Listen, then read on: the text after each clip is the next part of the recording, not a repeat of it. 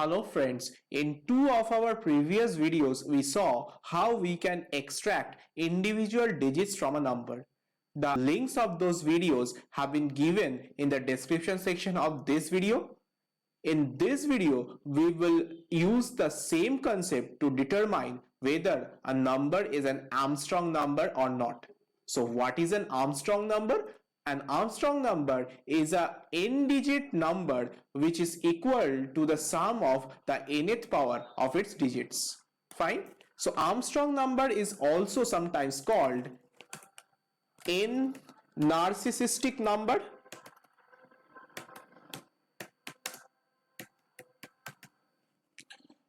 or plus perfect number. So this number has these many names: Armstrong number, n narcissistic number, or plus perfect number. So let's see an example of an Armstrong number. Let's consider this example. Let's take this number 153. Now how many digits does this number contain? This number contains 3 digits, right? So what we have to do? We have to raise each of the digits to the power of 3, and then we'll have to sum up all of them. So what we'll do? We will do 1 cube, that is 1 into 1 into 1, plus 5 into 5 into 5, plus 3 into 3 into 3. Fine. So if we sum them up, what is the value of this quantity? This is 1. What is the value of this quantity? This is 125, and this is 27, right? So let's write down the quantities below. So first one is 1, the second one gives us 125, and the third one gives us 27, right? So if you sum them up, you will get back the same number, that is 153. So all such numbers which are equal to the sum of the nth power of its digits, those numbers are called Armstrong number. Here what is n? N is the number of digits present in the number. So here we had 3 digits, so here the value of n was 3. Similarly, if we consider the number 1634, so how many digits does this number contain? This number contains 4 digits. So we have to raise each of the digits to the power of 4. So we will write it like this: 1 into 1 into 1 into 1 plus 6 to the power 4, 6 into 6 into 6 into 6. Then we'll have 3 to the power 4, that is 3 into 3 into 3 into 3, and lastly we will have 4 to the power 4, 4 into 4 into 4 into 4. Fine. So if you sum them up, it will again give you back the same number, that is 1634. So all such numbers which are equal to the sum of the nth power of their digits are called Armstrong numbers. Now what are we going to do in this problem?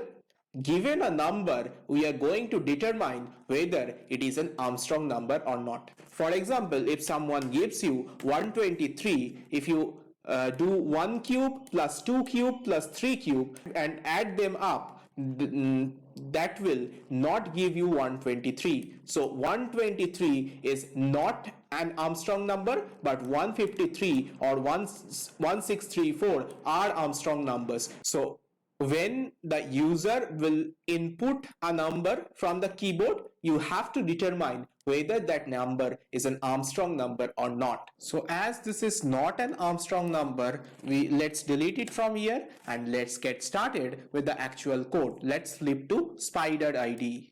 So here what we will determine?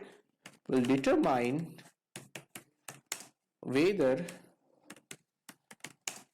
a number is an Armstrong number.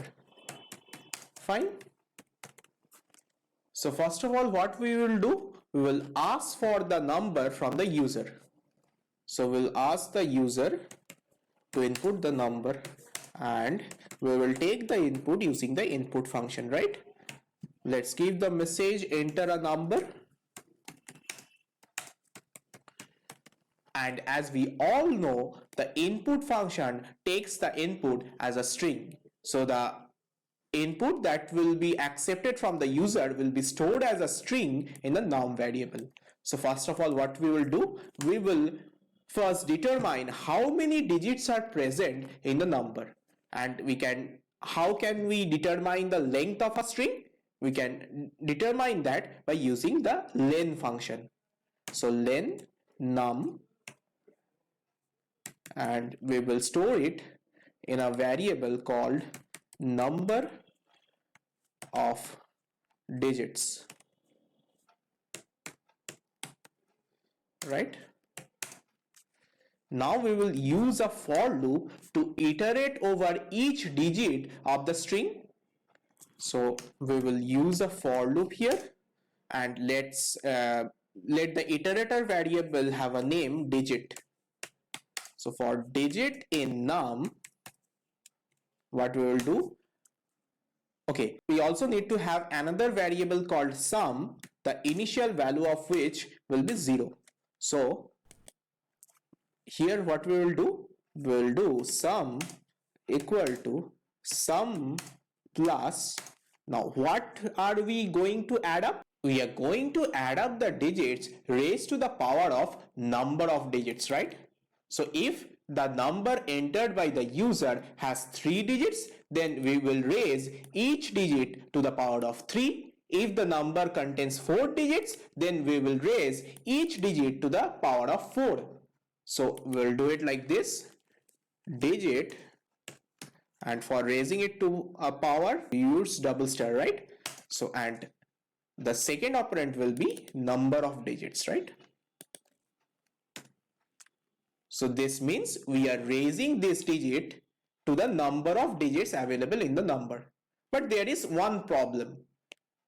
As we are iterating over the string, so each value of the iterator variable, that is each digit, will also be a string, right? So before applying the exponentiation on the digit, we have to first convert it from string to integer.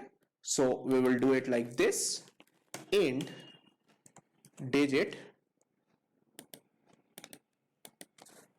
and then we will apply the exponentiation on this, or you can do it in 2 separate lines also. If you find it a bit cryptic or a bit complex, then you can add a separate line in which you first convert the digit and let the variable that stores the converted digits, let it have a name digit in integer equal to int digit, and then you raise this variable to the power of number of digits. Fine. So this loop will add up all the digits raised to the appropriate power. Now after coming out of the loop, we will have the total sum. For example, in this case, for if we enter the number 153, this loop will give us this number 153. Now after coming out of the loop, what we have to do? We have to convert this variable num from string to integer, and we'll have to check if that is equal to the sum we have got or not. So let's check that. Let's use if statement here, and we convert the variable num from string to integer, and we check whether that is equal to the sum that we have obtained from the loop or not. Fine. So if they are equal, that is if the obtained sum is equal to the original number, then we will simply print the number is an Armstrong number, else we will print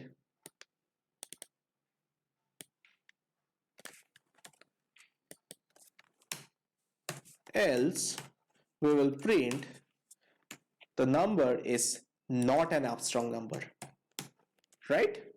So let's run the code, and it prompts us to enter a number. Let's enter 153, and if we press enter, you can see it gives us the output. The number is an Armstrong number. So let's start going through the line by line execution of the code. Let's press Ctrl plus F5 to start the debugging session, and you can see the debugger pointing to the first line.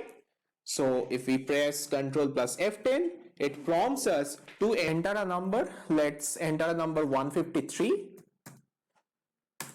and you can see the pointer is pointing to the next line.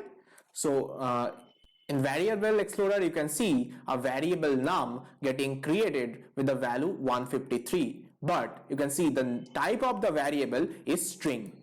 So in this line, we will determine the length of the string. So if we press Ctrl plus F10 again, you can see the number of digits this variable is containing the value 3, because the length of the string 153 was 3. That is, this string contained 3 characters. So number of digits is currently containing 3. Now we move to the next line. Sum has been initialized to 0. Now we entered the loop.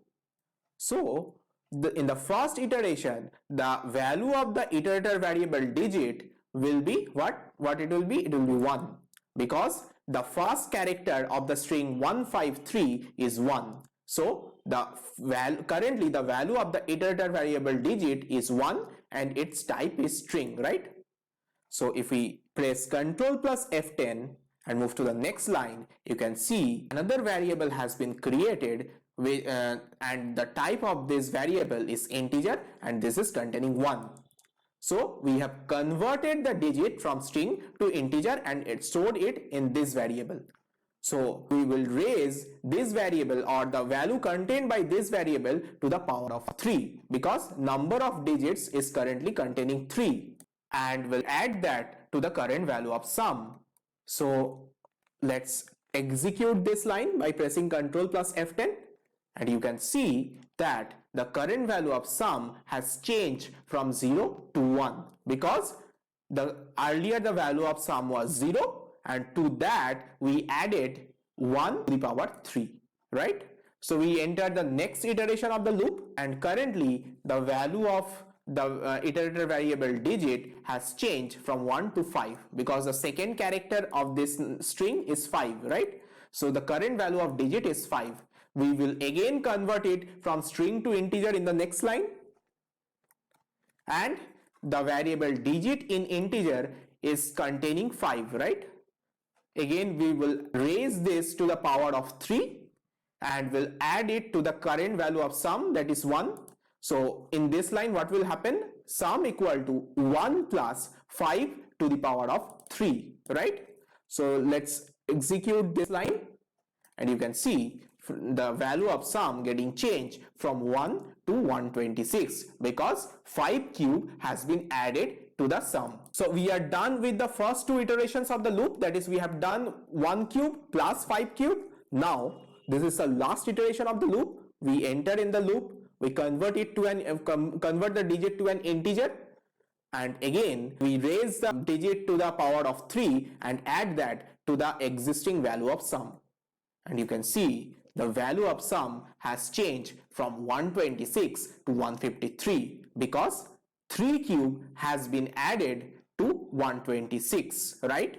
So we have exhausted all the iterations, and now you can see the value of sum is 153 and the number that was entered by the user as a string is also 153. So this is a string variable and this is an integer variable. Now if we come out of the loop and if we want to compare these two things, first what we have to do, we have to either convert this sum to string or we have to convert this num variable from string to integer. So we convert this num variable from string to integer by doing the typecasting, and now we can compare these two quantities easily. And when we compare them, both of these quantities are same, that is the sum and the original number are exactly the same. That's why we print the number is an Armstrong number. It prints that the number is an Armstrong number, and that's where our code execution ends. If we press Ctrl plus F10 again, the debugging session will end as well. Now instead of taking 153, let's take some other number. Let's run the cell and let's enter a number 25. So if we press enter now, you can see it says the number is not an Armstrong number. Why? Because in case of 25, the sum becomes 29, that is 2 square plus 5 square, which is not at all equal to the original number, that is 25. As 25 is not equal to 29, that's why it will come here and will print this is not an Armstrong number. Fine, so that's how it works. So that's it for this video, friends. In this way, you can determine whether a number is an Armstrong number or not. If you have liked my video, please subscribe to my channel and please hit the bell icon so that you get notified when I'll upload more Python and data science related videos. And please don't forget to like and share my video so that it reaches a larger audience and they also get benefited from it. Thanks a lot for watching.